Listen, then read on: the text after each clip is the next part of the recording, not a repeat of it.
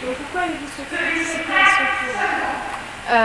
Parce que c'est un aboutissement personnel en fait, une succession d'événements dans l'école, de concours de plaidoirie, et c'est un aboutissement intellectuel et personnel en fait. Pourquoi dans votre école vous avez voulu participer à ce concours? Parce que c'est l'occasion de mettre sur papier des causes qui me tiennent à cœur. Voilà. Et justement, pourquoi vous avez choisi cette cause? De trouver des listes, parce que comme ce qui a pu être dit avant, je suis passionnée par tout ce qui est droit pénitentiaire, droit pénal.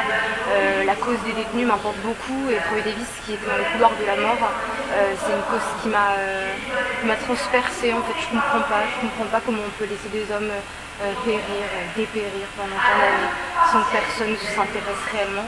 Et au bout du compte, il y a aussi une mise à mort. Enfin, c'est des choses qui pour moi sont incompréhensibles. Alors j'essaye de me battre à ma petite échelle, et ça c'est l'occasion. C'est une petite échelle, mais ça permet au moins de dire ce qu'on a sur le cœur. Et justement, est-ce que vous avez choisi cette cause aussi parce qu'elle n'est pas beaucoup défendue, ou parce que vous trouvez qu'elle n'est pas assez défendue?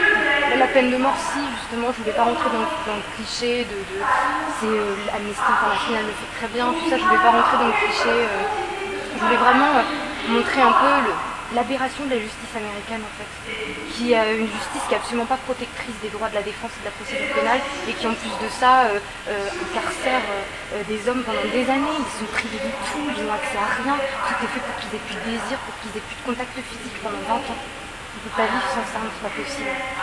Et alors pourquoi vous avez choisi de défendre cette cause de mémorial? Parce que c'est une tribune extraordinaire pour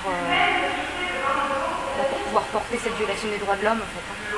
Et qu'est-ce que vous avez ressenti avant le plaider? J'avais les oreilles qui bourdonnaient, le sol s'est dérobé sous moi, j'avais les genoux qui tremblaient, j'avais l'impression que j'étais perdue. Et maintenant? Maintenant ça va, alors forcément je suis un peu perfectionniste, donc je reviens sur une erreur de texte, je reviens sur des erreurs que j'ai commises, je m'en veux, je suis soulagée, mais je m'en veux sur des petites choses. Voilà.